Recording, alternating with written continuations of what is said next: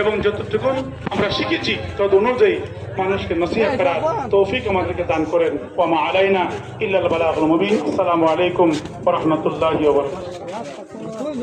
সম্মানিত উপস্থিতি, 1 মিনিটে আপনারা শেষ করবেন। এই পর্যায়ে হযরত মাওলানা আবু হানিফা সাহেব সুপার গাজী জাওয়া অষ্টগ্রাম দাখিল মাদ্রাসা।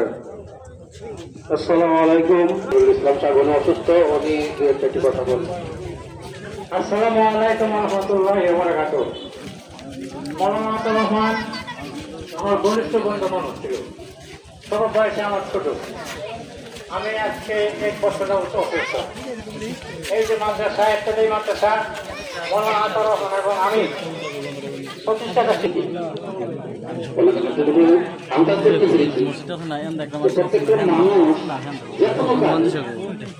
এবং শিক্ষক মিলনায়তনে বসে চা খাওয়া হইতো, কথা হইতো, এবং আমার খুব ঘনিষ্ঠ মানুষই ছিলেন, বন্ধুবর মানুষ। যদি উনি বয়স অনেক বড়, কিন্তু বন্ধুর মতো চলাফেরা ছিল। ওনার সাথে শেষ সাক্ষাৎ হয়েছে আমার বিগত 10 ফেব্রুয়ারি রাত্রে।